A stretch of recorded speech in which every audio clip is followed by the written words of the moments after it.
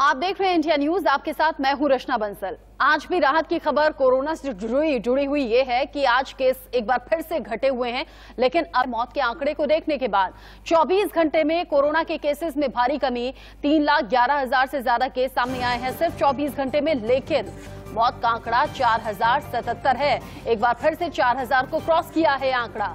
हालांकि देश भर में रिकवरी रेट बेहतर हुआ है। 24 घंटे में इलाज के बाद 3,62,437 ऐसे लोग रहे जो कि ठीक हो गए, और इसी के साथ रिकवरी रेट और बेहतर हुआ है कल से। कल 83.83% था, आज 84.25% हो गया है रिकवरी रेट। पॉजिटिविटी रेट घटा है और रिकवरी रेट लगातार बढ़ रहा है, बेहतर हो रहा है। ये अच्छे संकेत हैं कोरोना काल में, लेकिन मौत का आंकड़ा अभी भी बरकरार, और ये डराने वाले आंकड़े ओवरऑल इंडिया से देश भर में सामने आ रहे हैं। अगर रिकवरी रेट बेहतर हुआ है तो अच्छे संकेत हैं। केंद्र सरकार लगातार ये कह रही है कि कोशिशें की जा रही हैं कोरोना काल में बेहतर इंतजाम लोगों तक पहुंचे, स्वास्थ्य व्यवस्थाओं को बेहतर किया जा सके। देश इस वक्त एक ऐसे दुश्मन से लड़ रहा है जो कि अदृश्य है, ये प्रधानमंत्री ने भी कहा, जिसका खौफ और आतंक किसी से छिपा नहीं है। हर दिन आती तस्वीरें ये खौफ दिखाती हैं। उत्तर से लेकर दक्षिण तक, पूर्व से लेकर पश्चिम तक पिछले 2 महीने में कोरोना के नए स्ट्रेन ने खूब आतंक मचाया है, और उसका नतीजा हम मौत के केसेस देख रहे हैं, संक्रमित लोगों के केसेस देख रहे हैं। लेकिन अब कोरोना के मामले घटने लगे हैं, जो कि अच्छे संकेत हैं। राहत की खबर है, रोजाना केस के साथ पॉजिटिविटी रेट में भी कमी आई है। मतलब जितने लोग टेस्ट करा रहे हैं उनमें कम लोग पॉजिटिव निकल रहे हैं, जो कि अच्छे संकेत। पिछले 6 दिन में पॉजिटिविटी रेट 5.6% की गिरावट इसमें दर्ज की गई है। 9 मई को पॉजिटिविटी रेट था 24.9%। ये आंकड़ा 14 मई को घटकर 19.3% रह गया है। और भरोसा रखिए, अगर आप इसी तरीके से सावधानी बरतेंगे, इसी तरह से एहतियात रखेंगे, तो ये पॉजिटिविटी रेट घटकर फिर से 2 से 3% पर पहुंच जाएगा। आपके सहयोग की जरूरत होगी, लेकिन 24 घंटे के आंकड़े अब कम जरूर हुए हैं, लेकिन अभी भी देश के लिहाज से ये आंकड़ा बहुत बड़ा है। 3,11,000 ये आंकड़ा है, जब देश भर में संक्रमितों की संख्या है और 4,077 लोगों की जान गई है। ऐसे में रिकवरी रेट अच्छा होना अच्छे संकेत हैं, पॉजिटिविटी रेट घटना ये अच्छे संकेत हैं। लेकिन बार बार मंत्रियों के जरिए कहा जा रहा है, केंद्र सरकार, राज्य सरकार के जरिए कहा जा रहा है, शासन प्रशासन आपको अलर्ट कर रहे हैं कि बहुत ज्यादा जरूरी नहीं है तो घर से मत निकलिएगा, क्योंकि अगर ये केसेस कम हो रहे हैं तो आगे और कम हो। इसी तरीके से हम कोरोना से ये जंग जीत पाएंगे। इस बीच कोरोना फ्रंट पर पॉजिटिविटी ट्रेंड क्या कहता है, ये हम आपको बताते हैं। रिकवरी रेट बढ़ रहा है, पॉजिटिविटी रेट घटा है, और मोर्टेलिटी रेट भी उसमें कुछ खास अंतर नहीं दिख रहा। मौत का आंकड़ा अभी भी डरा रहा है और डरावना है। 17 राज्य ऐसे हैं जहां राहत की खबर यह है कि 50,000 से कम अब एक्टिव केसेस की संख्या है। 8 राज्य ऐसे हैं जहां 50,000 से लेकर 1 लाख तक एक्टिव केसेस की संख्या है, जबकि 11 राज्य अभी भी यहां परेशानी इसलिए बनी हुई है क्योंकि 1 लाख से ज्यादा एक्टिव केस हैं। लेकिन जिस रफ्तार के साथ केस बढ़ रहे हैं उसको लेकर विपक्ष भी अलग सवाल उठा रहा है। विपक्ष ये कह रहा है कि जब मौत लगातार हो रही है, जब संक्रमित लगातार हो रहे हैं, तो कैसे आखिर पॉजिटिविटी रेट घट गया? क्या टेस्टिंग में कमी है क्या? इसको लेकर भी हम बात करेंगे। लेकिन भारत में रोजाना जब 4 लाख से ज्यादा केसेस आ रहे थे, उस वक्त से लेकर अब तक के अगर कंपैरिजन में देखा जाए तो आंकड़े सुधरे हैं।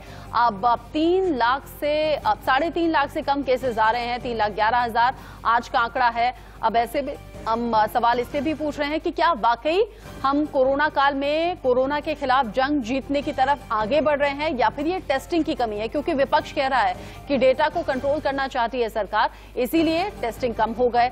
अब ग्राफिक्स के जरिए समझ लीजिए कब कितने टेस्ट हुए हैं। मार्च का महीना जब हर हफ्ते 50 लाख टेस्ट हो रहे थे, जबकि ये जो मई का महीना है, यहाँ एक हफ्ते में 1,30,00,000 लोगों का टेस्ट हुआ है। 15 मई का आंकड़ा जब 18,32,950 टेस्ट हुए हैं, मतलब अच्छी खासी तादाद में टेस्ट हो रहे हैं। 2 महीने के अंदर अंदर टेस्टिंग कैपेसिटी 2.5 गुना तक बढ़ गई है और प्रधानमंत्री इसे और भी बढ़ाने का आदेश दे चुके हैं। इसमें RT-PCR के साथ साथ रैपिड एंटीजन टेस्टिंग भी शामिल है। मतलब या तो RT-PCR या फिर रैपिड टेस्ट के जरिए ये जाना जाए कि कोरोना से संक्रमित कौन कौन है। प्रधानमंत्री कह रहे हैं कि किसी भी तरह से आंकड़े छिपाने पर दबाव नहीं होना चाहिए। अब ऐसे में वैक्सीन की किल्लत भी बहुत बड़ा सवाल बना हुआ है, क्योंकि अब जो रामबाण है, जो ब्रह्मास्त्र है कोरोना से जीतने का, वो वैक्सीन है, लेकिन वैक्सीन की कमी है। लेकिन सरकार कह रही है वैक्सीन पर अगस्त से लेकर दिसंबर तक का प्लान पूरा तैयार है, जब वैक्सीन की किल्लत दूर होगी। 216 करोड़ डोज तैयार होंगी। कैसे ये डोज होंगी, कौन कौन सी कंपनी की होंगी, जान लीजिए। कोविशील्ड 75 करोड़ डोज इसमें शामिल हैं, कोवैक्सीन की 55 करोड़, बायोलॉजिक ई की 30 करोड़, बायोवैक्सीन की 21 करोड़, जिनेवा वैक्सीन के 6 करोड़, जाइडस कैडिला 5 करोड़, जबकि Novavax vaccine 20 crore, Sputnik V 15 crore, जो कि अगले हफ्ते बाजार में आ जाएगी, भारतीय बाजार में आम लोग ले पाएंगे। भारत बायोटेक की 10 करोड़, जो कि नेजल वैक्सीन है। ये सभी वैक्सीन के डोजेस को मिलाकर सरकार ये कह रही है कि अगस्त से काम शुरू हो जाएगा और दिसंबर तक वैक्सीन की कमी को दूर कर लिया जाएगा। कौन कौन सी वैक्सीन है जो अब आने वाली है, ये भी आप जान लीजिए। एनवीएक्स को जो 2373 है, ये आने वाली है। तीसरे चरण के ट्रायल में मजबूत एंटीबॉडीज डेवलप की हैं, जो कि अच्छे संकेत हैं। VIR जो कि 7831 थर्ड फेज का ट्रायल पूरा हो चुका है। एक खुराक के 10 दिन बाद इसमें एंटीबॉडीज बनती हुई देखी गई हैं। जबकि अब्डाला CIGB 66, जिसके तीसरे चरण का ट्रायल चल रहा है, जुलाई तक पूरा हो जाएगा। अगर इसी तादाद से देखें तो बहुत सी वैक्सीन है जो अभी पाइपलाइन में है। इसके अलावा CVN कोव, जो कि अगले हफ्ते थर्ड फेज का डेटा इसका आएगा सामने, जिससे पता लगेगा कैसे रिएक्ट करती है बॉडी में। HDT बायो थर्ड फेज के ट्रायल का ऐलान भी किया गया है। इसके अलावा INO, जो कि 4800 लोगों पर किया गया, तीसरे चरण का डेटा आने वाला है। HAD5, जो कि फर्स्ट फेज का ट्रायल इसका चल रहा है। इसके अलावा UP 612 सेकेंड और थर्ड फेज के ट्रायल में है। इसके अलावा GradCov2, जो कि अभी ट्रायल फेज में है। ये सभी वैक्सीन आप समझिए कि अगर सभी ट्रायल को पूरा कर लेती हैं तो फिर बहुत सी वैक्सीन होंगी और आम लोगों के लिए विकल्प भी होगा कि कौन सी वैक्सीन बाजार में जाकर खरीदनी है, कौन सी नहीं। अब कैसे ही वैक्सीनेशन का पूरा काम शुरू होगा, क्या कुछ फिलहाल रोड मैप तैयार किया गया है, ये भी जानिए। भारत की जो वयस्क आबादी है वो है 94 करोड़ की। अब इसमें 2 डोज के हिसाब से 188 करोड़ डोज की जरूरत होगी, क्योंकि सभी को दो डोज लगनी है वैक्सीन की। अब तक कितनी डोज दी गई हैं? 18 करोड़ के करीब की आबादी है जिसे दोनों डोज लग चुकी हैं। कितनी डोज देनी अभी बाकी हैं? ऐसे में 170 करोड़ लोग अभी भी देश में बाकी हैं जिन्हें वैक्सीन लगनी है। ऐसे में साल 2021 में अभी 229 दिन बाकी हैं और इन सब दिनों में क्या वैक्सीनेशन का काम पूरा हो जाएगा? दिसंबर तक वैक्सीनेशन का लक्ष्य पाना है तो करीब 74 लाख लोगों को रोजाना डोज दी जानी चाहिए। इसके लिए मई 2021 में वैक्सीनेशन का जो औसत निकलकर सामने आ रहा है वो आ रहा है 18,29,000, यानी कि मई के महीने में 18,29,000 लोगों को प्रतिदिन के औसत के हिसाब से वैक्सीन देनी होगी। जो प्रेजेंट सप्ताह है इसमें सौभाग्य से 4 दिन हमारे जो केसेस हैं उनका नंबर तो कम हुआ ही है उसके मुकाबले, लेकिन हमारे केसेस जो रिकवर हुए उनकी संख्या, जो नए केसेस आए वो उनसे ज़्यादा थी। जो 30 अप्रैल और 6 मई के बीच का जो सप्ताह था इसमें देश की पॉजिटिविटी रेट 21.3% थी, लेकिन जैसे कि थोड़ा थोड़ा हम इम्प्रूवमेंट की तरफ बढ़ रहे हैं तो इस सप्ताह में ये घटकर 19.3% हो गई है। हम पिछले 12 दिनों से एक्टिव केसेस में एक कमी देख रहे हैं। 3 मई में जो कि 17.13% एक्टिव केसेस थे वह घटते घटते अब 15.1% हो चुके हैं। इसी तरीके से 3 मई से एक रिकवरी में भी हम एक ग्रोथ देख रहे हैं, जहां हमारी रिकवरी परसेंटेज ओवरऑल अराउंड 81.7% थी, वह बढ़ते बढ़ते 83.83% के करीब हो चुकी है। पिछले ऑलमोस्ट 4 से 5 दिनों में हम देखते हैं कि हमारे रिकवर्ड केसेस एक्टिव केसेस से बढ़कर आ रहे हैं और हमारी एवरेज वीकली रिकवरी में भी 11% इंप्रूवमेंट हुआ है, जो कि करीब 3,20,000 था, वह बढ़कर 3,57,000 केसेस हो चुका है। एक पेशेंट टू डॉक्टर यानी कि ओपीडी सर्विसेज, एक doctor to doctor consultation. Patient to doctor services अभी 28 राज्यों में चल रही हैं, जिसमें 17,000 से अधिक डॉक्टर्स इन्वॉल्व हैं। इसी तरह डॉक्टर टू डॉक्टर सर्विसेज 22 राज्यों में चल रही हैं, जिसमें 21,000 के करीब डॉक्टर्स लोग इन्वॉल्व हैं। अब तक अगर हम देखें तो पाते हैं कि पेशेंट टू डॉक्टर में 30 लाख से अधिक कंसल्टेशंस हो चुके हैं और इसी तरीके से डॉक्टर टू डॉक्टर कंसल्टेशन में भी करीब 19.7 लाख कंसल्टेशंस हो चुके हैं। स्वास्थ्य मंत्री लगातार बाकी राज्यों के संपर्क में भी बने हुए हैं और कोरोना काल में कैसे इस स्थिति से उबरा जाए, कोरोना को हराया जाए, इसको लेकर वक्त वक्त पर बैठकें भी कर रहे हैं और कह रहे हैं बहुत जल्द हम इस सेकेंड वेव के खतरे से बाहर निकल आएंगे। हमारे साथ मेहमान जुड़ गए हैं जिनसे बात करनी जरूरी है। गुलरेज शेख साहब हैं, बीजेपी के प्रवक्ता मुद्दित अग्रवाल साहब, कांग्रेस नेता हमारे साथ हैं, डॉक्टर डीके गुप्ता सीएमडी हैं फिलिक्स हॉस्पिटल से, और साथ ही साथ समाजवादी पार्टी के नेता सतीश निगम साहब भी हमारे साथ जुड़ गए हैं। लेकिन अब सबसे पहला सवाल गुलरेज जी आपसे ही। अभी आपने सुना होगा वैक्सीन को लेकर एक अलग रोड मैप है, कोरोना में कैसे स्वास्थ्य व्यवस्थाएं बेहतर होनी चाहिए उसको लेकर अलग सरकार के दावे हैं। ये सब कुछ सुनने में बड़ा अच्छा लगता है, लेकिन इम्प्लीमेंट होने में फर्क इतना ज्यादा क्यों रह जाता है? जो बताया जाता है और जो होता है 19-20 का फर्क अगर रहे तो समझ में आता है, लेकिन कहां को जाता है धरातल पर जाकर देखें तो व्यवस्थाएं कुछ और होती हैं। वैक्सीन की बात तो हो रही है, लेकिन वैक्सीन आम लोगों की पहुंच से बहुत दूर है अभी भी। ऐसा नहीं, आम लोगों को वैक्सीन लग भी रहा है और काम भी हो रहा है। और मैं केवल एक प्रवक्ता के रूप में ही बात नहीं कर रहा, मैं खुद एक क्वालिफाइड प्रोफेशनल डॉक्टर भी हूँ, उस लेवल पर भी जाके बात कर रहा हूँ। तो देखिए, वैक्सीन की शॉर्टेज है, समूचे विश्व में है, यहाँ पर भी है, लेकिन उसमें काम हो रहा है। मैं अभी का जस्ट आपको कोविन ऐप का पेज दिखा रहा हूँ जो 18+ वालों के लिए। मैं अभी ये इंदौर की स्थिति है, इंदौर में आपको पीले ब्लॉक्स भी दिख रहे हैं जो कि बुक किए जा सकते हैं। ये मैंने अभी निकाले 2 मिनट पहले। 195 शॉट्स उज्जैन में दिख रहे हैं मध्य प्रदेश में। तो आप ये देखिए कि वैक्सीन है और लगातार पूर्ति भी की जा रही है। और जहां तक रिपोर्टिंग की बात है, टेस्ट की बात है, टेस्ट का दायरा बढ़ाया जा रहा है। वो बढ़ते हुए दायरे के साथ यदि केसेस का इन्फ्लक्स कम होता है तो हम कहीं ना कहीं संभवतः जो बेंडिंग ऑफ कर्व होता है, हम कर्व को बेंड करना शुरू किए हैं। तो मुझे अपेक्षा है कि महीने भर के अंदर या 1.5-2 महीने के अंदर हो सकता है कहीं ना कहीं स्ट्रेटनिंग ऑफ कर्व के निकट भी हम आ जाए, क्योंकि वैक्सीन की सप्लाई प्लस जो थेरेपेटिक यूसेज कर रहे हैं हम पेशेंट्स के साथ, वो जिस प्रकार से लोगों में भी एक तरह से एक सोशल डिस्टेंसिंग करने का अब वो दिख रहा है इस पर कि लोग भी अपने आप से सोशल डिस्टेंसिंग कर रहे हैं, मास्क का पालन कर रहे हैं। तो ये जो कॉम्बिनेशन है इस ट्रायो का, वह सकारात्मक परिणाम दे रहा है और मुझे लग रहा है कि अब हम सही दिशा में जा रहे हैं, इस कोविड के बाहर निकल रहे हैं धीरे धीरे। शेख साहब, लोग डर इतना गए हैं कि लोगों ने खुद को खुद से लॉकडाउन कर लिया है घर में। ये दहशत का भी नतीजा हो सकता है और एक तरीके से बेहतर है अवेयरनेस लोगों में आई कि लोग अब सावधान हैं, मास्क भी पहन रहे हैं, सोशल डिस्टेंसिंग का ख्याल भी रखा जा रहा है। लेकिन जो आम लोगों का विश्वास डगमगाता हुआ नजर आ रहा है, उसे कैसे मजबूत किया जाएगा? पहले 4 से 6 हफ्ते का वैक्सीन का गैप बताया गया, पहले से दूसरे डोज में, फिर इसे 12 से 16 हफ्ते कर दिया गया। साथ ही कई ऐसे, आप मध्य प्रदेश में चूंकि बैठे हैं तो आपने कोविन ऐप देखा और अब बता दिया कि 18+ वालों के लिए भी उपलब्ध है, 45+ वालों के लिए भी उपलब्ध है, लेकिन महाराष्ट्र, दिल्ली, राजस्थान जैसी जगहों से ऐसी सूचनाएं नहीं है। नहीं, देखिए, बीच में यहाँ पर भी स्थिति यही दिख रही थी, लेकिन मैं देख रहा हूँ पिछले 2 दिनों में काफी परिवर्तन आया है।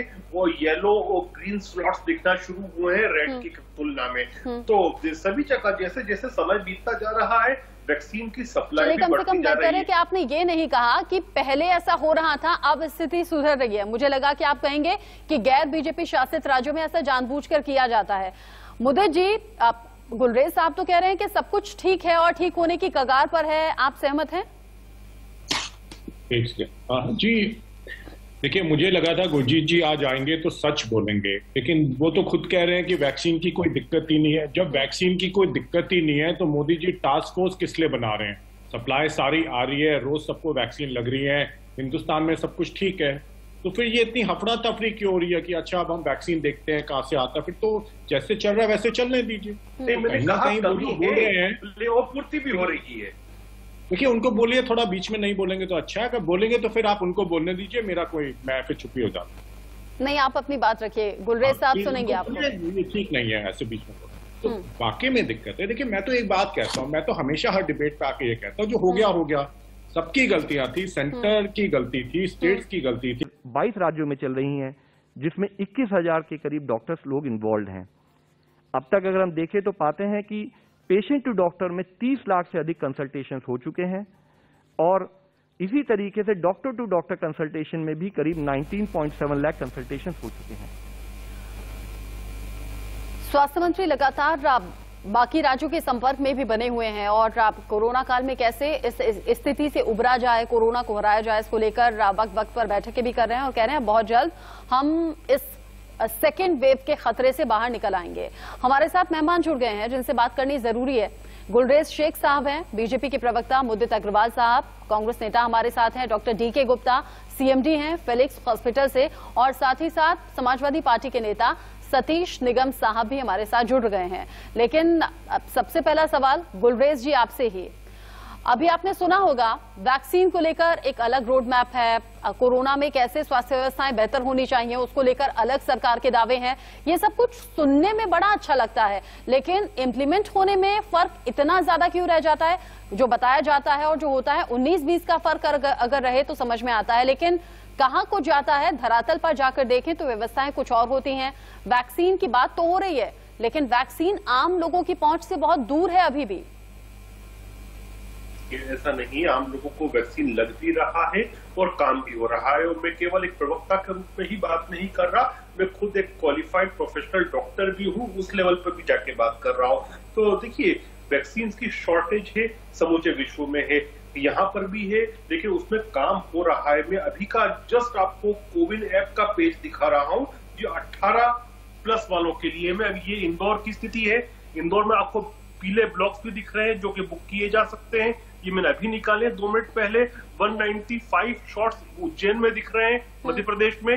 तो आप ये देखिए कि वैक्सीन है और लगातार पूर्ति भी की जा रही है, और जहां तक रिपोर्टिंग की बात है, टेस्ट की बात है, टेस्ट का दायरा बढ़ाया जा रहा है, और बढ़ते हुए दायरे के साथ यदि केसेस का इन्फ्लक्स कम होता है तो हम कहीं ना कहीं संभवतः जो बेंडिंग ऑफ कर्व होता है, हम कर्व को बेंड करना शुरू किए हैं। तो मुझे अपेक्षा है कि महीने भर के अंदर या 1.5-2 महीने के अंदर हो सकता है कहीं ना कहीं स्ट्रेटनिंग ऑफ कर्व के निकट भी हम आ जाए, क्योंकि वैक्सीन की सप्लाई प्लस जो थेरेपेटिक यूसेज कर रहे हैं हम पेशेंट्स के साथ, वो जिस प्रकार से लोगों में भी एक तरह से एक सोशल डिस्टेंसिंग करने का अब वो दिख रहा है स्तर के लोग भी अपने आप से सोशल डिस्टेंसिंग कर रहे हैं, मास्क का पालन कर रहे हैं। तो ये जो कॉम्बिनेशन है इस ट्रायो का, वह सकारात्मक परिणाम दे रहा है, और मुझे लग रहा है कि अब हम सही दिशा में जा रहे हैं, इस कोविड के बाहर निकल रहे हैं धीरे धीरे। शेख साहब, लोग डर इतना गए हैं कि लोगों ने खुद से लॉकडाउन कर लिया है घर में। ये दहशत का भी नतीजा हो सकता है, और एक तरीके से बेहतर है अवेयरनेस लोगों में आई कि लोग अब सावधान हैं, मास्क भी पहन रहे हैं, सोशल डिस्टेंसिंग का ख्याल भी रखा जा रहा है। लेकिन जो आम लोगों का विश्वास डगमगाता हुआ नजर आ रहा है, उसे कैसे मजबूत किया जाएगा? पहले 4 से 6 हफ्ते का वैक्सीन का गैप बताया गया, पहले से दूसरे डोज में, फिर इसे 12 से 16 हफ्ते कर दिया गया। साथ ही कई ऐसी, आप मध्य प्रदेश में चूंकि बैठे हैं तो आपने कोविन ऐप देखा और अब बता दिया कि 18+ वालों के लिए भी उपलब्ध है, 45+ वालों के लिए भी उपलब्ध है, लेकिन महाराष्ट्र, दिल्ली, राजस्थान जैसी जगहों से ऐसी सूचनाएं नहीं है। नहीं, देखिए बीच में यहाँ पर भी स्थिति यही दिख रही थी, लेकिन मैं देख रहा हूँ पिछले 2 दिनों में काफी परिवर्तन आया है, वो येलो और ग्रीन स्लॉट्स दिखना शुरू हुए हैं रेड की तुलना में। तो सभी जगह जैसे जैसे समय बीतता जा रहा है, वैक्सीन की सप्लाई भी बढ़ती जा रही है। कि आपने ये नहीं कहा कि पहले ऐसा हो रहा था, अब स्थिति सुधर रही है। मुझे लगा कि आप कहेंगे कि गैर बीजेपी शासित राज्यों में ऐसा जानबूझकर किया जाता है। मुद्दित जी, गुलरेज साहब तो कह रहे हैं कि सब कुछ ठीक है और ठीक होने की कगार पर है, आप सहमत हैं? जी देखिए, मुझे लगा था गुरजीत जी आज आएंगे तो सच बोलेंगे, लेकिन वो तो खुद कह रहे हैं कि वैक्सीन की कोई दिक्कत ही नहीं है। जब वैक्सीन की कोई दिक्कत ही नहीं है तो मोदी जी टास्क फोर्स किस लिए बना रहे हैं? सप्लाई सारी आ रही है, रोज सबको वैक्सीन लग रही है, हिंदुस्तान में सब कुछ ठीक है, तो फिर ये इतनी हफड़ा तफरी क्यों हो रही है कि अच्छा अब हम वैक्सीन देखते हैं कहां से आता है? फिर तो जैसे चल रहा है वैसे चलने दीजिए। नहीं, मैंने कहा कमी है, पूर्ति भी हो रही है। देखिए उनको बोलिए, थोड़ा बीच में नहीं बोलेंगे तो अच्छा है, अगर बोलेंगे तो फिर आप उनको बोलने दीजिए, मैं फिर चुप्पी हो जाता। नहीं, आप अपनी बात रखिए। गुलरेज साहब सुनेंगे आपको। ये ठीक नहीं है ऐसे बीच में बोलना, तो वाकई में दिक्कत है। देखिए मैं तो एक बात कहता हूँ, मैं तो हमेशा हर डिबेट पे आके ये कहता हूँ, जो हो गया, सबकी गलतियां थी, सेंटर की गलती थी, स्टेट्स की गलती थी। 22 राज्यों में चल रही हैं, जिसमें 21,000 के करीब डॉक्टर्स लोग इन्वॉल्व हैं। अब तक अगर हम देखें तो पाते हैं कि पेशेंट टू डॉक्टर में 30 लाख से अधिक कंसल्टेशंस हो चुके हैं, और इसी तरीके से डॉक्टर टू डॉक्टर कंसल्टेशन में भी करीब 19.7 लाख कंसल्टेशंस हो चुके हैं।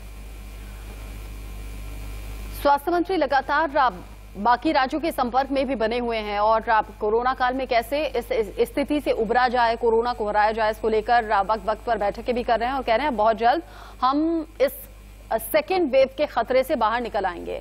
हमारे साथ मेहमान जुड़ गए हैं जिनसे बात करनी जरूरी है। गुलरेज शेख साहब हैं, बीजेपी के प्रवक्ता मुद्दित अग्रवाल साहब, कांग्रेस नेता हमारे साथ हैं डॉक्टर डीके गुप्ता, सीएमडी हैं फिलिक्स हॉस्पिटल से, और साथ ही साथ समाजवादी पार्टी के नेता सतीश निगम साहब भी हमारे साथ जुड़ गए हैं। लेकिन सबसे पहला सवाल गुलरेज जी आपसे ही। अभी आपने सुना होगा वैक्सीन को लेकर एक अलग रोड मैप है, कोरोना में कैसे स्वास्थ्य व्यवस्थाएं बेहतर होनी चाहिए उसको लेकर अलग सरकार के दावे हैं। ये सब कुछ सुनने में बड़ा अच्छा लगता है, लेकिन इम्प्लीमेंट होने में फर्क इतना ज्यादा क्यों रह जाता है? जो बताया जाता है और जो होता है 19-20 का फर्क अगर रहे तो समझ में आता है, लेकिन कहां को जाता है धरातल पर जाकर देखें तो व्यवस्थाएं कुछ और होती हैं। वैक्सीन की बात तो हो रही है, लेकिन वैक्सीन आम लोगों की पहुंच से बहुत दूर है अभी भी। ऐसा नहीं, आम लोगों को वैक्सीन लग भी रहा है और काम भी हो रहा है, और मैं केवल एक प्रवक्ता के रूप में ही बात नहीं कर रहा, मैं खुद एक क्वालिफाइड प्रोफेशनल डॉक्टर भी हूँ, उस लेवल पर भी जाके बात कर रहा हूँ। तो देखिए वैक्सीन की शॉर्टेज है, समूचे विश्व में है, यहाँ पर भी है, देखिए उसमें काम हो रहा है। मैं अभी का जस्ट आपको कोविन ऐप का पेज दिखा रहा हूँ जो 18+ वालों के लिए। मैं अभी ये इंदौर की स्थिति है, इंदौर में आपको पीले ब्लॉक्स भी दिख रहे हैं जो कि बुक किए जा सकते हैं, ये मैंने अभी निकाले 2 मिनट पहले।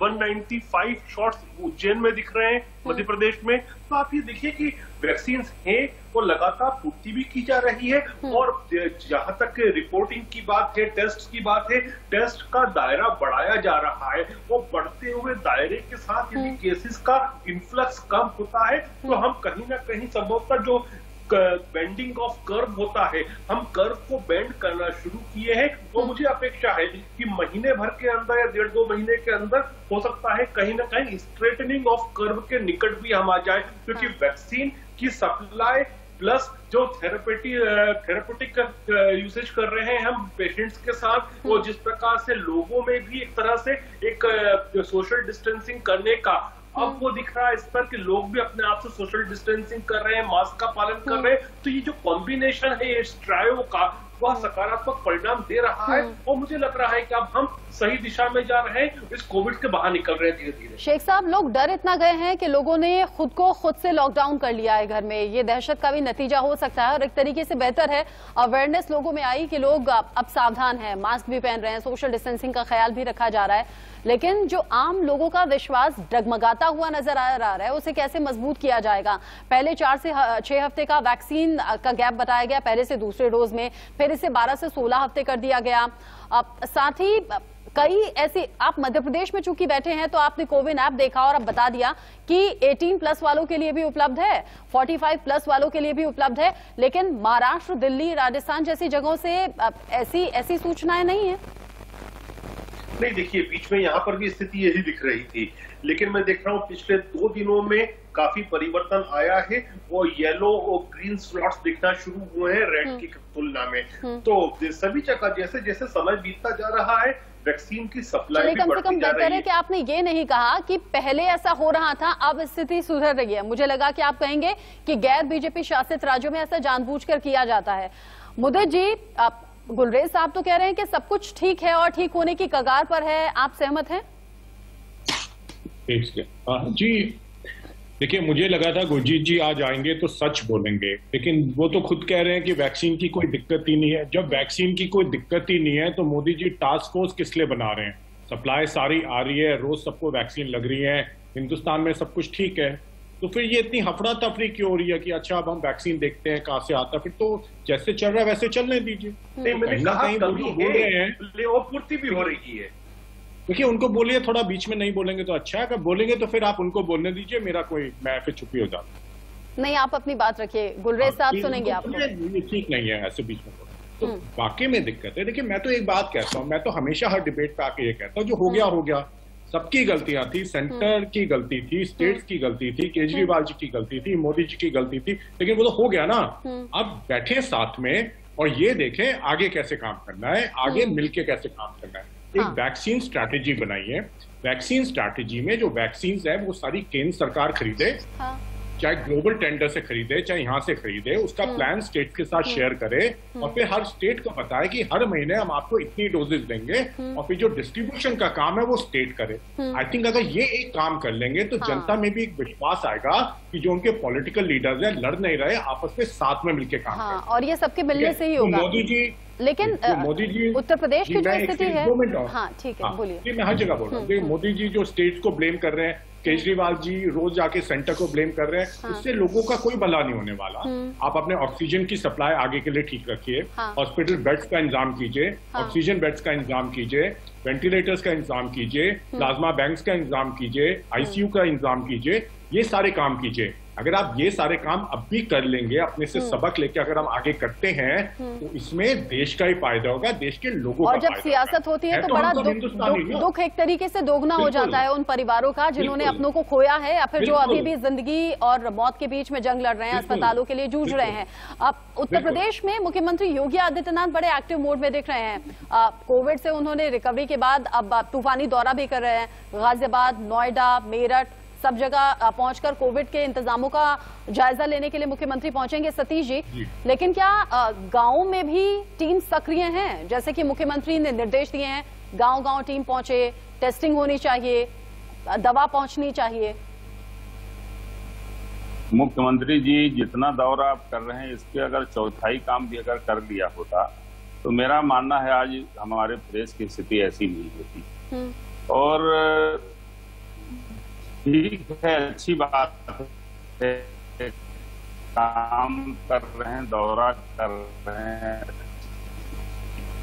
करना भी चाहिए, वक्त की अब जरूरत भी है। हमें भी है कि अब जाएंगे नहीं तो चुनाव आने वाला है। जामू, उस जामू में 50 लोगों की मृत्यु हो गई, लिखा पढ़ी में जो सरकार कह रही उस आंकड़े के हिसाब से 50 लोगों की मृत्यु हो गई और 550 लोग अभी संक्रमित होने की संभावना मतलब बताई गई कि शायद उन्हें कोरोना है। तो जांच का दायरा जो होना चाहिए वो बिल्कुल नहीं है और दायरा को और बढ़ाए जाने की जरूरत है ताकि जल्दी जल्दी संक्रमित पकड़ में उनका सही इलाज हो सके। और आज भी स्थिति गांव की इतनी भयावह और बदतर हो गई है कि गांव में अभी न जाने कितने ऐसे पीएससी और सीएससी हैं जो बंद हैं और अखबार में रोज छपता है कि इस पे ताला पड़ा हुआ है, न डॉक्टर है, न वहां पर कोई आती है। तो ऐसे हालात में ये जो दावे सरकार कर रही है, ये दावे करने का वक्त नहीं है, खाली ये मौके पर देखने का है कि कितनी पीएससी और सीएससी बंद है।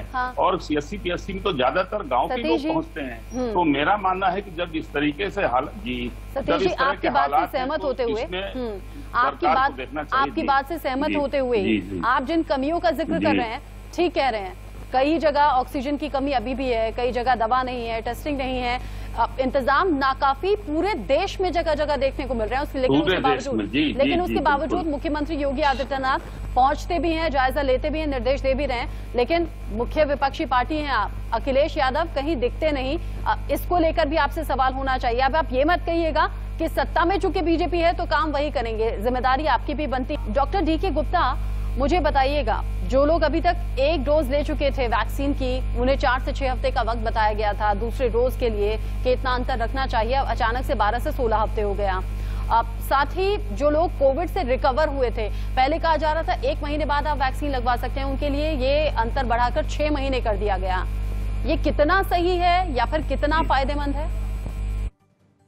देखिए, आपके 2 सवाल हैं रचना जी। पहला सवाल तो बताया आपने, जो जिन्होंने वैक्सीन ले ली है और जो हेल्दी पीपल है उनका जो पहले गैप था 4 वीक था, 4 से 6 to 8 वीक किया गया, अब 12 to 16 वीक कर दिया गया। मैं पीडियाट्रिशियन हूँ, मैं वैक्सीन काफी सालोों से लगा रहा हूँ, तो इसमें कोई दो राय नहीं। अगर हम गैप बढ़ाते हैं किसी भी 2 डोज के बीच में, तो हमारी जो इम्यूनोजेनिसिटी है, जो हमारी बॉडी की रोग प्रतिरोधक क्षमता है, वो बीमारी से लड़ने में वो इम्प्रूव करती है। लेकिन साथ में हमें रिस्क और बेनिफिट भी देखना पड़ता है कि अगर उस दौरान बीमारी हो गई तो क्या दिक्कत होगी, कितने कॉम्प्लिकेशन हो सकते हैं, क्या चांसेस हैं डेथ के। तो इन सबको देख के ये जो उनकी कोर एक्सपर्ट कमेटी है, या दूसरा शायद ये भी हो सकता है कि इसमें जो सप्लाई है वो इतनी अच्छी प्रचुर मात्रा में नहीं है कि हम इतनी बड़ी जो डिमांड है उसको पूरा कर सकें। तो इसलिए भी, और दूसरा इम्यूनोजेनिसिटी को भी देखते हुए, और बिकॉज सबसे ज्यादा वैक्सीन हमारे कोविशील्ड ही लगी है, तो कोविशील्ड की डिमांड सेकेंड डोज के लिए सबसे ज्यादा होगी। तो इन सब बातों को ध्यान रख के शायद सरकार ने डिसीजन लिया है। तो इसमें कोई दो राय नहीं है कि सारे फैक्टर्स को ध्यान रखते हुए लिया गया होगा, चाहे पेशेंट का बेनिफिट हो, चाहे रिस्क ऑफ डिजीज हो, चाहे प्रिवेंशन हो, चाहे उसके अंदर कितनी रोग प्रतिरोधक क्षमता डेवलप होगी तो वैक्सीन लगने के बाद अगर हम इंटरवल बढ़ाते हैं, तो उन बातों को संज्ञान में लेके ही डिसीजन लिया गया होगा। दूसरी बात रही जो आपने बताया कि अगर किसी को इन्फेक्शन हो जाता है, तो पहले भी जो गाइडलाइन थी, गवर्नमेंट की गाइडलाइन थी, जो उसकी मिनिस्टर ऑफ हेल्थ पे थी, उसमें यही था कि आपको रिकवरी के 15 दिन बाद आप वैक्सीन लगा सकते हैं। 1 महीना भी नहीं थी, 15 दिन था। बट अभी इसमें कोई गलत भी नहीं है, बिकॉज जो लोग ऑलरेडी जिनको नेचुरल इन्फेक्शन हो चुका है, उनके अंदर एंटीबॉडी अच्छी बन जाती है और उनके अंदर रोग प्रतिरोधक क्षमता अच्छी डेवलप हो जाती है। और जो इम्यूनिटी भी देखा गया, 3 महीने से लेकर 6 से 8 महीने तक एंटीबॉडीज रहते हैं, टाइटर रहते हैं। तो वो लोग, तो ऐसा कायदा गवर्नमेंट को पहले ही करना चाहिए था कि जो लोग जिनको इन्फेक्टेड हो चुके हैं, तो उनको पहले ही कहना चाहिए था कि 3 महीने बाद या 6 महीने बाद आपको वैक्सीन लगाना है। अभी इतना कंफ्यूजन बीच में कई बार हो चुका, कभी बोलते हैं 15 दिन, कोई कहता 1 महीना, कोई कहता 3 महीना, कभी 6 महीने। तो इससे जनता में कहीं ना कहीं भ्रम की स्थिति पैदा होती है। तो हम लोग एक्सपर्ट हैं, तो ऐसे लोगों को पहले ही करना चाहिए था कि जो लोग इन्फेक्टेड हो गए हैं उनको 3 महीने बाद या 6 महीने बाद एक फिक्स डोज पे सेकंड डोज या फर्स्ट डोज लगानी चाहिए थी। इवन सेकंड डोज भी ड्यू है वो भी उसके बाद लगाई जा सकती थी। और जो इंटरवल बढ़ाया गया है। डॉक्टर गुप्ता, कोवैक्सीन, कोविशील्ड, अभी फिलहाल 2 वैक्सीन लग रही हैं जिनकी 2-2 डोज होती हैं। स्पुतनिक भी सिंगल शॉट होगा? नहीं, तीसरी वैक्सीन भी चालू हो गई। स्पुतनिक बी भी परसों लगी हैदराबाद में, तो स्टार्ट हो गई है। 995 की डोज है, फर्स्ट डोज जो है। स्पुतनिक बी में 2 वैक्सीन डेवलप हुई है। एक स्पुतनिक बी जो हमारे यहाँ इसकी 2 डोज है, एक स्पुतनिक बी लाइट एक और वैक्सीन उन्होंने डेवलप करी, वो सिंगल डोज वैक्सीन डेवलप करी, वो अभी हमारे पास नहीं उपलब्ध है।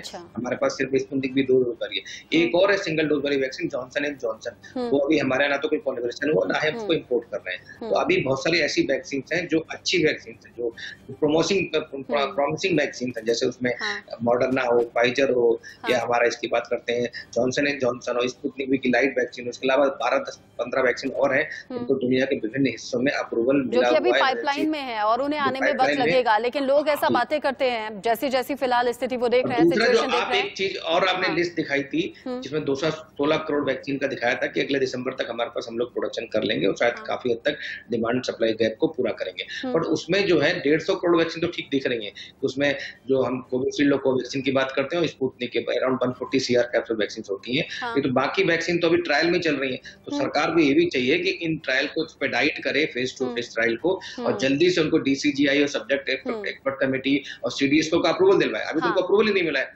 तो हमें ये चाहिए, मिलेगा नहीं मिलेगा पता नहीं है, तो इसको ये चाहिए सरकार को जल्दी इनके जो ट्रायल्स चल रहे हैं, फेज 2 और फेज 3 ट्रायल्स चल रहे हैं, इनको एक्सपेडाइट करे, जल्दी इनको अप्रूवल दिलवाए, और तब वो वैक्सीन लॉन्च हो पाएगी गवर्नमेंट मतलब मार्केट में।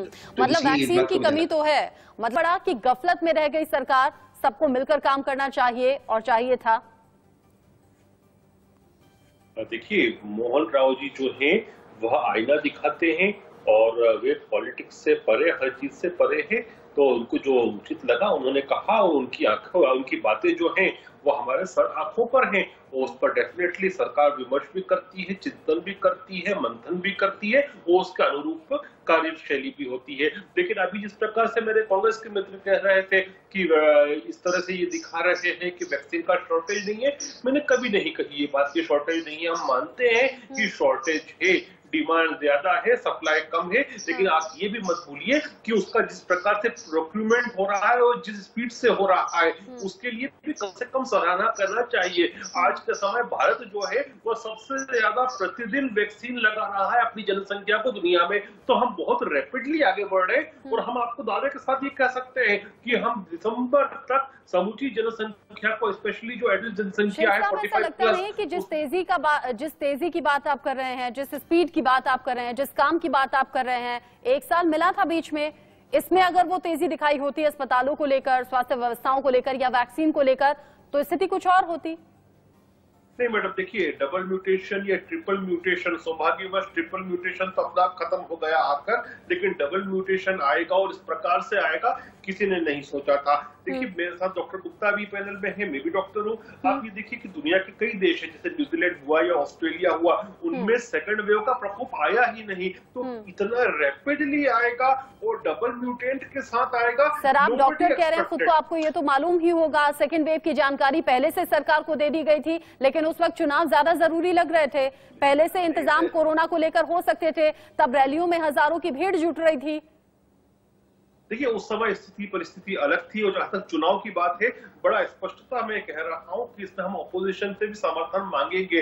अभी जब पार्लियामेंट का सेशन शुरू होगा तो हम कोशिश करेंगे कि इसके ऊपर कोई लॉ लाए, क्योंकि अभी तक कोई ऐसा संवैधानिक प्रावधान नहीं है कि पार्लियामेंट और लेजिस्लेटिव असेंबली को पोस्टपोन चुनाव आयोग भी कर सके। तो इसके ऊपर सभी दल बैठकर एक राय हो, कुछ कानून बनाएंगे इस पर। सर चुनाव टालने की बात मैंने की ही नहीं, मैंने रैलियों में भीड़ जुटाने की बात कही थी। जो वर्चुअल हो सकता था उसे वहां पहुंचकर हजारों की भीड़ इकट्ठा करके लोगों की जान को जोखिम में डाला गया। और मोदी जी शायद मेरी बात से सहमत होंगे भी, मोदी जी का रिएक्शन लूं, लेकिन उससे अभी तो कोरोना से हम सब जूझ रहे हैं, ब्लैक फंगस इस बीच दस्तक दे चुका है और केसेस बहुत तेजी से बढ़े हैं, ये बहुत फिक्र की बात है।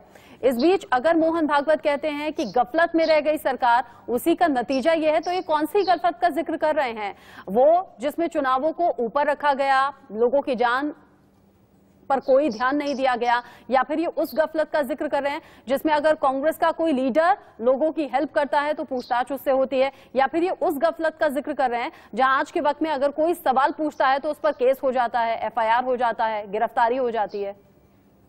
देखिए दिक्कत क्या है, पहले तो जो डॉक्टर गुप्ता जी ने बड़ी अच्छी बातें बताई, मैं उनकी सारी बातों से इत्तेफाक रखता हूं, और जो बात उन्होंने बोली है सबको ध्यान से सुननी चाहिए। देखिए जहां तक गफलत की बात है, ये अब परसेप्शन मैनेजमेंट का काम चल रहा है।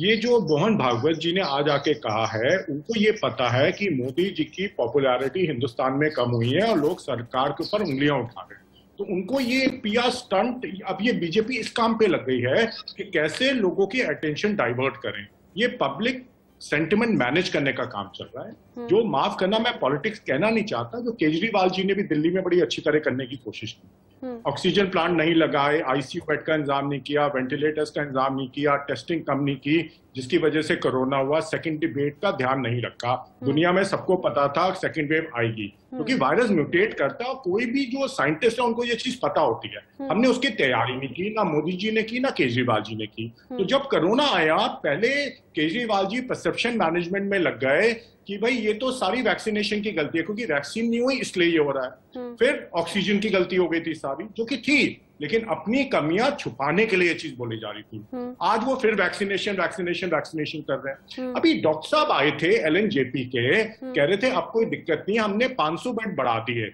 दिल्ली में, 500 बेड बढ़ा दिए, लेकिन 1300 बेड कम भी कर दिए पिछले 15 दिन में। जीटीबी हॉस्पिटल में 700 बेड कम किए, राजा हरिश्चंद्र हॉस्पिटल में 300 बेड कम किए, और एक और 300 बेड कम किए राजीव गांधी सुपरियॉरिटी हॉस्पिटल में। देखिए दिक्कत क्या है, मैं तो दोबारा से मोदी जी केजरीवाल जी से कहूंगा, ये हेडलाइन मैनेजमेंट करना बंद कर दें और सीरियसली सोचें आगे करना क्या है। ये ना हो बाद में हमें फिर दिक्कत आए। आंकड़े छुपाने से कुछ नहीं होगा, सच बोलें, देश से सच बोलें, उससे पहले सब अपने आप से सच बोलें।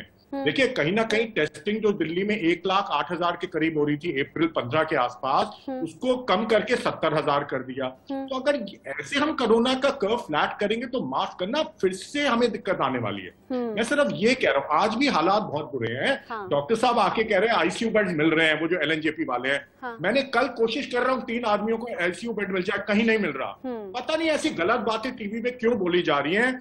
कहीं ना कहीं परसेप्शन मैनेजमेंट हो रहा है, ये बड़ी खेत की बात। वही जो दावा किया जाता है उसको इम्प्लीमेंट जमीन पर कहना नहीं चाहता, लेकिन नहीं जाता। बहुत खेत के साथ कह रहा हूँ। जी वो डॉक्टर साहब को मैं कहता हूँ मुझे प्लीज आईसीयू बेड दिलवा दीजिए 3 पेशेंट के लिए। वही लोगों की तकलीफ को बढ़ा करो तो फिर पता चलता है बेड्स नहीं है। सतीश जी, ये तो कोई तरीका ठीक नहीं है ना। सतीश जी, उत्तर प्रदेश में जो अभी फिलहाल के हालात हैं, अखिलेश यादव दावा तो करते हैं 2000 में वापसी करने का, लेकिन जमीन पर दिखते नहीं, कहीं पहुंचते नहीं क्या आम लोगों के बीच में? जी, ऐसा है। आपने पहले भी देखा होगा जब भी प्रदेश में कोई घटना हुई और राष्ट्रीय अध्यक्ष जी ने जाने का प्रयास किया तो किस तरह बलपूर्वक रोका गया। और आज अगर निकलेंगे तो इल्जाम ये भारतीय जनता पार्टी तुरंत लगा देगी कि साहब ये तो निकले हैं खाली केवल राजनीति के लिए। अच्छा। उन्होंने, हमारे राष्ट्रीय अध्यक्ष जी ने समाजवादी पार्टी के सभी कार्यकर्ताओं को बोला है कि अपने क्षेत्र में जाकर लोगों की मदद करें। और हम लोग प्रतिदिन घर से सुबह से निकल करके और देर रात किस तरह की मदद कर रहे हैं सर?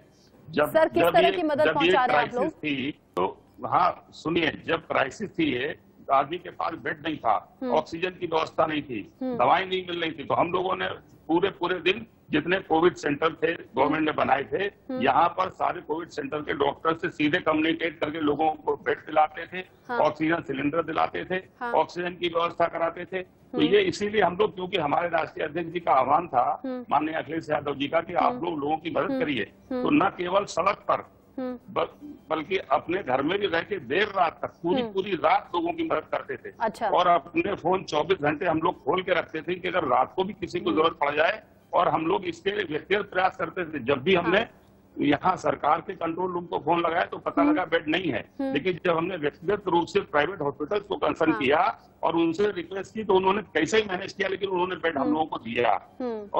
और ये बात मैं कहना चाहता हूँ कि सरकार इस तरह के मैनेजमेंट में कतई पूरी तरीके से नाकाम सिद्ध हुई है। सतीश जी, हालांकि मुझे ऐसी कोई जानकारी, मेरी बात पूरी हो जाने दें, मैं आपको बता रहा हूँ। इसके अलावा न जाने कितने ऐसे लोग हैं जिन्होंने अपने परिवार के लोगों को खोया है। अगर उनका दर्द कोई पूछने निकले, जैसे आज योगी साहब निकले हैं, ऐसे ही अगर थोड़े और पहले अगर निकले होते बजाय चुनाव में जाने के, तो मेरा मानना है कि उनको भी कोविड हो गया था ना। स्थिति का सामना अखिलेश यादव जब कोरोना संक्रमित हुए थे तब मुख्यमंत्री योगी आदित्यनाथ भी कोरोना संक्रमित हुए थे ना सर। लेकिन अगर आप कह रहे हैं कि समाजवादी पार्टी के कार्यकर्ता जमीन पर जा रहे हैं, लोगों की मदद कर रहे हैं, तो सर अच्छी बात है, अप्रिशिएट करूंगी मैं।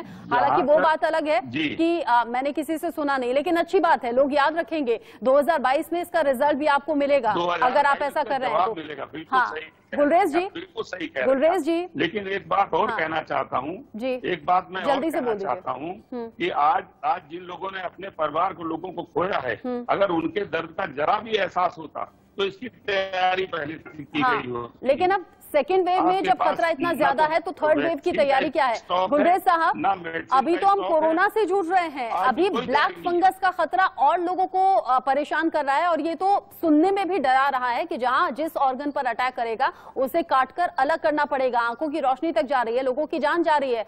क्या तैयारी आप लोग कर रहे हैं? अगर सेकेंड वेव का हाल ये है तो थर्ड वेव की तैयारी क्या है? और जैसे कि विपक्ष ने चिट्ठी लिखकर प्रधानमंत्री से आग्रह किया कि अभी फिलहाल सियासत साइड में रखिए, सब मिलकर काम करेंगे। सोनिया गांधी ने तो बहुत पहले कह दिया कि अभी फिलहाल पॉलिटिक्स नहीं करते, मिलकर कोरोना के खात्मे पर बात होनी चाहिए। क्या कर रहे हैं उस पर आप लोग?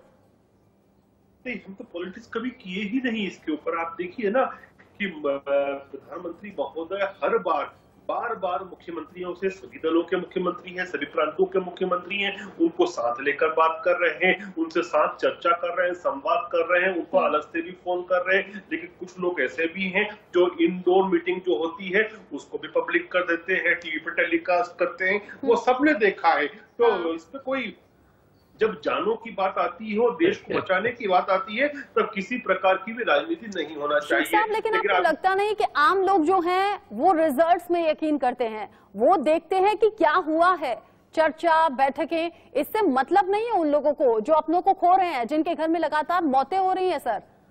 नहीं, वो तो बहुत बुरा है, जो मौतें हो रही हैं वो तो बहुत दुखी करने वाला है। लेकिन आप देखिए जो बैठकें होती हैं और बैठक के बाद जो कार्रवाई होती है उसमें आपको दिखता है कि कुछ राज्यों के आपके पास फिगर्स आ रहे हैं, फैक्ट्स एंड फिगर्स सामने आ रहे हैं, जो राज्य हमारे भी हैं और विपक्ष के भी हैं, कि जहां पर नंबर्स कम होते दिख रहे हैं। फिर आप ये भी देखिए, आप ग्राउंड रियलिटी को भी चेक करेंगे तो आपको समझ में आएगा कि कुछ नंबर्स तो कम हुए हैं, यह बात वास्तविकता है। उसका रीजन वैक्सीनेशन भी हो सकता है, उसका रीजन कोरोना कर्फ्यू भी हो सकता है, उसका रीजन जो ट्रीटमेंट किया गया वो अभी हो सकता है, सबका। और आपको ये भी लगता होगा कि काश कि पहले ये सब हो गया होता, टेस्टिंग ज्यादा होती या लॉकडाउन लगा दिया गया होता।